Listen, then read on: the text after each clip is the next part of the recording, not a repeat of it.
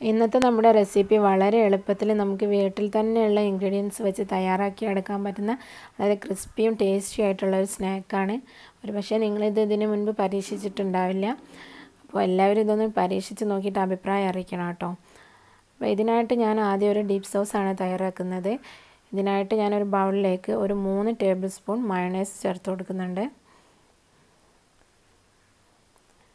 ഇനി അതേ സ്പൂണിന് 1 spoon tomato ketchup കൂടെ ചേർത്ത് കൊടുക്കാം. ഈ മയോണൈസും കെച്ചപ്പും ഞാനിവിടെ വീട്ടിൽ തന്നെ തയ്യാറാക്കിയിട്ടുള്ളതാണ്. ഇതിൻ്റെ രണ്ടിൻ്റെയും ഡിസ്ക്രിപ്ഷൻ ബോക്സിൽ ഞാൻ ലിങ്ക് കൊടുക്കുന്നുണ്ട്. ഇനി ഇതിനകത്തേക്ക് ഒരു നുള്ള് കുരുമുളക് പൊടിയും ഒരു നുള്ള് കാശ്മീരി ചില്ലി പൗഡറും അതുപോലെ ഒരു നുള്ള് ഉപ്പും പിന്നെ ഒരു ചെറിയ നുള്ള് നല്ല ജീരകം പൊടിച്ചത്. ഇത് നല്ല ജീരകം പൊടിച്ചത് വേണമെങ്കിൽ ചേർത്താൽ മതി, ഓപ്ഷണലാണ്. നിങ്ങൾക്ക് അതിൻ്റെ ടേസ്റ്റ് ഇഷ്ടമല്ലെങ്കിൽ ഒഴിവാക്കാം. ഇനി ഇത് നന്നായി ഒന്ന് മിക്സ് ചെയ്ത് നമുക്കിതൊന്ന് നമ്മൾ സ്നാക്ക് തയ്യാറാക്കിയെടുക്കുന്ന സമയം വരെ ഒന്ന് ഫ്രിഡ്ജിനകത്ത് സൂക്ഷിക്കാം. ഇനിയിപ്പോൾ ഞാൻ ഈ സ്നാക്ക് ഉണ്ടാക്കാനായിട്ട് 2 സവാളയാണ് എടുത്തിട്ടുള്ളത്. അപ്പോൾ 2 വലിയ സവാള കിട്ടുകയാണെങ്കിൽ വലുത് തന്നെ എടുക്കുക. അതിനുശേഷം അതിൻ്റെ പുറത്തുള്ള ആ ലീഫൊക്കെ ഒന്ന് കളഞ്ഞിട്ട് അതിൻ്റെ അടിയിലുള്ള ആ വേരൊക്കെ ഒന്ന് കട്ട് ചെയ്ത് കളയുക. അതുപോലെ അതിൻ്റെ ആ ഡോമ് ഒന്ന് കട്ട് ചെയ്തിട്ട് ഇതുപോലെ ഒന്ന് ക്ലീൻ ചെയ്തെടുക്കുക. ഇതാണ് നമുക്ക് വേണ്ട മെയിൻ ഇൻഗ്രീഡിയൻറ്റ്. ഇത് വെച്ചാണ് നമ്മൾ ഉണ്ടാക്കുന്നത്. അപ്പോൾ ഞാനിവിടെ 2 സവാളയാണ് എടുത്തിട്ടുള്ളത്. അപ്പോൾ നിങ്ങളുടെ കയ്യിൽ വലിയതുണ്ടെങ്കിൽ വലിയത് തന്നെ എടുക്കുക. അപ്പം വലിയതായിരിക്കുമ്പോൾ നമ്മൾ ഉണ്ടാക്കിയെടുക്കുമ്പോൾ അത് കാണാൻ നല്ല ഭംഗിയുണ്ടാവും. അതുകൊണ്ടാണ് വലിയതുണ്ടെങ്കിൽ വലിയത് എടുക്കാൻ പറഞ്ഞത്. ഇനി ഞാനൊരു ബൗളിലേക്ക് ഒരു എഗ്ഗ് പൊട്ടിച്ചൊഴിക്കുകയാണ്. അപ്പോൾ നിങ്ങൾ വെജിറ്റേറിയൻ ആണെന്നുണ്ടെങ്കിൽ ഈ എഗ്ഗിന് പകരം നിങ്ങൾക്ക് ഒരു ടീസ്പൂൺ കോൺഫ്ലവർ ചേർത്ത് കൊടുത്താൽ മതി. എഗ്ഗ് തന്നെ വേണമെന്ന് നിർബന്ധമൊന്നുമില്ല.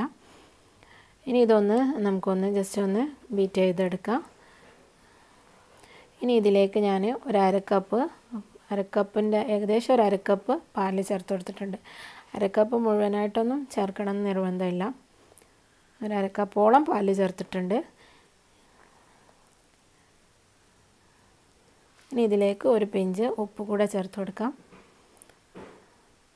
ഇനി നല്ലതുപോലെ ഒന്ന് മിക്സ് ചെയ്ത് നമുക്കിതൊരു സൈഡിലേക്ക് മാറ്റി വെക്കാം. ഇനി നമുക്ക് നമ്മുടെ സവാള ഒന്ന് കോട്ട് ചെയ്തെടുക്കാനുള്ള ഒരു മിക്സ് തയ്യാറാക്കിയെടുക്കണം. അതിനായിട്ട് ഞാനിപ്പോൾ 1/2 കപ്പ് മൈദയും 1/2 കപ്പ് കോൺഫ്ലവറും കൂടെ മിക്സ് ചെയ്യാണ്. ഇനി ഇതിനകത്തേക്ക് 1 ടീസ്പൂൺ കുരുമുളക് പൊടി, 1 ടീസ്പൂൺ ഇത് പാപ്രിക്കയാണ്. ഇതിന് പകരം നിങ്ങളുടെ കയ്യിൽ കാശ്മീരി ചില്ലി പൗഡർ ഉണ്ടെങ്കിൽ അത് ഉപയോഗിച്ചാലും മതി. പിന്നെ ഒരു 1/4 ടീസ്പൂൺ നല്ല ജീരകം പൊടിച്ചത് അല്ലെങ്കിൽ ചെറിയ ജീരകം പൊടിച്ചത്, പിന്നെ 3/4 ടീസ്പൂണോളം സാധാരണ മുളക് പൊടി, പിന്നെ ഒരല്പം ഒറിഗാനോ ഇല്ലാത്തവരാണെന്നുണ്ടെങ്കിൽ അത് ഒഴിവാക്കുക. ഇനി നിങ്ങളെ കയ്യിൽ മല്ലിയില പൊടി ഉണക്കി പൊടിച്ചതുണ്ടെങ്കിൽ അത് ചേർത്ത് കൊടുത്താലും മതി. പിന്നെ ആവശ്യത്തിനുള്ള ഉപ്പ് കൂടെ ചേർത്ത് നല്ലതുപോലെ ഒന്ന് മിക്സ് ചെയ്ത് ഒരു സൈഡിലേക്ക് മാറ്റി വെക്കാം. ഇനി നമുക്ക് നമ്മൾ എടുത്ത് വെച്ചിട്ടുള്ള ഓണിയൻ ഒന്ന് കട്ട് ചെയ്തെടുക്കണം. അപ്പോൾ നമ്മൾ കട്ട് ചെയ്യുമ്പോൾ അതിൻ്റെ ആ സ്റ്റെമ്മിൻ്റെ കുറച്ച് ഭാഗം അടുത്തേക്കായിട്ട് വേണം ഇതുപോലെ കട്ട് ചെയ്യണം. അപ്പോൾ നല്ല ശ്രദ്ധിച്ചിട്ട് കട്ട് ചെയ്യണം. അടിഭാഗം കട്ടായി പോകരുത്. ആ സ്റ്റെമ്മ് അങ്ങനെ തന്നെ ഉണ്ടാവണം, എന്നാലേ നമുക്കിത് ബ്ലൂം ചെയ്തെടുക്കാൻ പറ്റുള്ളൂ. അപ്പോൾ ഞാനിത് 4 കട്ട് ചെയ്തിട്ടുണ്ട്. അപ്പോൾ കട്ട് ചെയ്യുമ്പോൾ വളരെ ശ്രദ്ധിച്ചിട്ട് കട്ട് ചെയ്തിട്ടില്ലെങ്കിൽ അടിഭാഗം മുറിഞ്ഞ് ഇത് ഉള്ളി സെപ്പറേറ്റ് ആയിട്ട് വരും. അപ്പോൾ അത് ശ്രദ്ധിച്ചിട്ട് ഇതുപോലെ കട്ട് ചെയ്യാം, അടിഭാഗം സെപ്പറേറ്റ് ആയി പോകുന്നില്ല എന്ന് ഉറപ്പാക്കിയിട്ട്. ഇനി നിങ്ങൾക്ക് ഇങ്ങനെ കട്ട് ചെയ്യാൻ പ്രയാസം ഉണ്ടെങ്കിൽ ഞാൻ മറ്റേ സവാള വേറൊരു രീതിയിലും കൂടെ കട്ട് ചെയ്ത് കാണിക്കുക. ഇതുപോലെ എല്ലാ വശവും ഒന്ന് ചെറിയ വളരെ നൈസായിട്ടുള്ള ഫ്ലവേഴ്സാക്കി നമുക്ക് പെറ്റൽസ് പോലെ ആക്കി എടുക്കാൻ പറ്റുന്ന രീതിയിൽ ഒന്ന് കട്ട് ചെയ്ത് കൊടുക്കണം. ഇനി നമുക്കിതൊന്ന് ബ്ലൂം ചെയ്തെടുക്കണം. അത് നമ്മൾ കൈ വെച്ചിട്ട് തന്നെ ഒന്ന് ബ്ലൂം ചെയ്ത് എടുക്കണം. അപ്പോൾ ഞാനിത് മുഴുവനായിട്ടും കട്ട് ചെയ്തെടുത്തിട്ടുണ്ട്. ചെറിയ പീസാക്കിയിട്ട് കട്ട് ചെയ്തിട്ടുണ്ട്. ലാസ്റ്റിലേക്കൊക്കെ എത്തുമ്പോൾ കുറച്ച് പ്രയാസം ഉണ്ടാവും. പിന്നെ ഒന്ന് സൈഡിലൊക്കെ ഒന്ന് നോക്കിയതിന് ശേഷം വലിയ പീസ് ഉണ്ടെന്നുണ്ടെങ്കിൽ അതൊന്ന് പുറത്തൂടെ ഒന്ന് കട്ട് ചെയ്ത് കൊടുക്കാം നമുക്ക്. എന്നിട്ട് അതിൻ്റെ സെൻറ്റർ പോർഷന് നമുക്കൊന്ന് ഇങ്ങോട്ടേക്ക് പുറത്തേക്ക് എടുത്ത് കളയാം. കാരണം ഇത് നമ്മൾ എണ്ണയിലിട്ട് ഫ്രൈ ചെയ്യുന്ന സമയത്ത് സെൻറ്റർ ചിലപ്പോൾ അത്രയ്ക്ക് അങ്ങ് വെന്ത് കിട്ടത്തില്ല. വെന്ത് കിട്ടത്തില്ല എന്ന് പറഞ്ഞാൽ അത് ക്രിസ്പി ആയിട്ട് അങ്ങ് വരില്ല. കുറേ സമയം വെച്ച് കഴിഞ്ഞാലും ചിലപ്പം ക്രിസ്പി ആയിക്കോണം. ഇനി നമുക്ക് ഈ പെറ്റൽസൊക്കെ ഒന്ന് സെപ്പറേറ്റ് ആക്കിയിട്ടൊന്ന് ബ്ലൂം ചെയ്യിച്ച് കൊടുക്കാം, സവാള ഒന്ന്. അപ്പോൾ ആ സമയത്ത് ഇതുപോലെ പുറത്തൊക്കെ ഉള്ളതിൽ വലിയ പീസസൊക്കെ ഉണ്ടെങ്കിൽ ഒന്ന് പുറത്തൂടെ ഒന്ന് ഇതുപോലെ ഒന്ന് കട്ട് ചെയ്ത് കൊടുക്കുക. എപ്പോഴും നമ്മൾ ആ സ്റ്റെമ്മിനകത്തുനിന്ന് വിട്ടുപോകാത്ത വിധത്തിൽ വേണം നമ്മളിത് കട്ട് ചെയ്യാനായിട്ട്. അപ്പോൾ ഇനി അതൊന്ന് സൈഡിലേക്ക് മാറ്റി വെക്കുക. ഇനി മറ്റേത് ഞാൻ സ്റ്റെമ്മിൽ നിന്ന് താഴേക്കായിട്ടാണ് കട്ട് ചെയ്ത് കൊടുക്കുന്നത്. അപ്പോൾ നിങ്ങൾക്ക് നേരത്തേത് പ്രയാസമാണെന്നുണ്ടെങ്കിൽ ഇതുപോലെ കട്ട് ചെയ്ത് കൊടുത്താലും മതി. പക്ഷേ ഇതുപോലെ കട്ട് ചെയ്യുമ്പോഴുള്ള പ്രശ്നം എന്താണെന്ന് വെച്ചാൽ അത് നിങ്ങൾക്ക് ഫ്രൈറ്റ് ഞാൻ കാണിച്ചു തരുന്നുണ്ട്. ആദ്യത്തെ രീതിയിൽ ഫ്രൈ ചെയ്യുന്ന സമയത്ത് നമുക്കത് കറക്റ്റിലായിരിക്കും പെറ്റൽസ് നിൽക്കുന്നത്. ഇങ്ങനെ നമ്മൾ കട്ട് ചെയ്തെടുക്കുന്ന സമയത്ത് ഫ്രൈ ചെയ്ത് കഴിയുമ്പോൾ ആ പെറ്റൽസൊക്കെ ഒന്ന് അങ്ങോട്ടോ ഇങ്ങോട്ടൊക്കെ മാറിയിട്ടുള്ളത് കാണാം. ഇനി ഇതിൻ്റെ സെൻറ്റർ ഒന്ന് നമുക്ക് ചൂഴ്ന്നെടുക്കാം.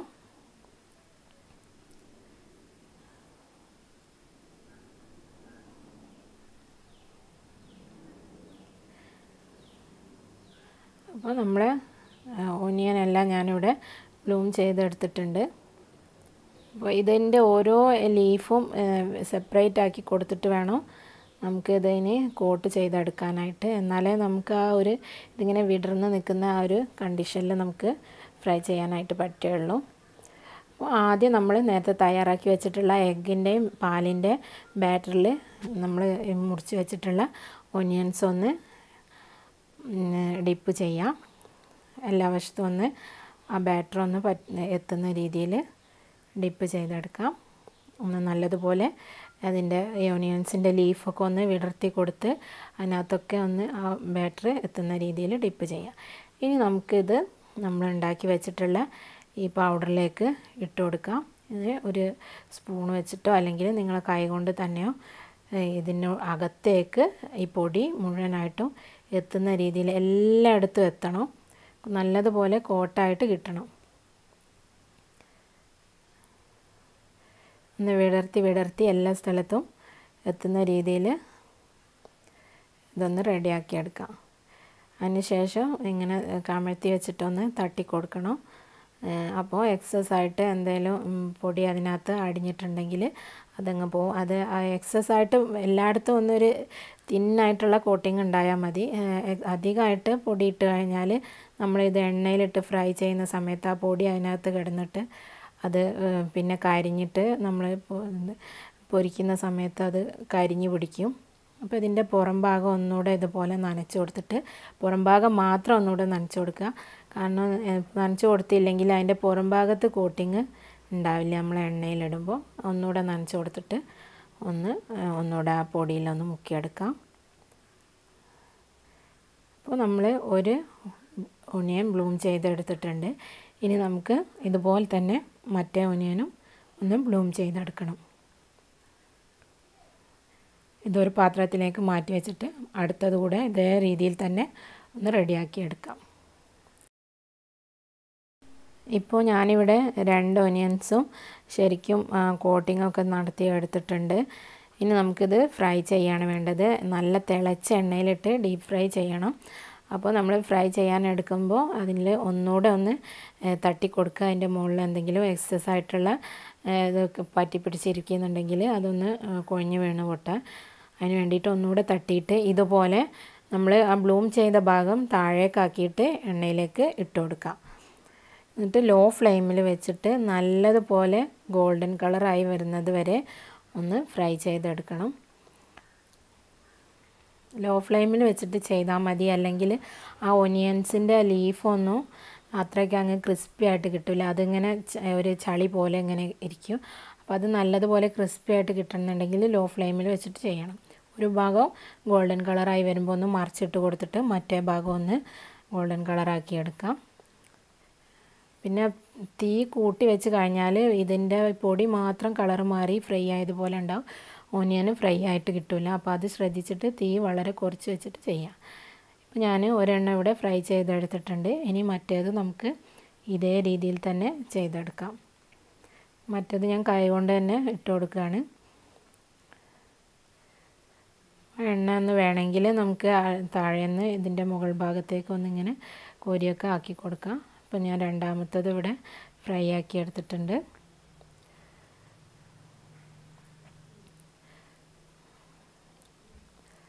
ഇപ്പോൾ 2 ഒനിയൻസ് ഞാൻ ബ്ലൂം ചെയ്തെടുത്തിട്ടുണ്ട്.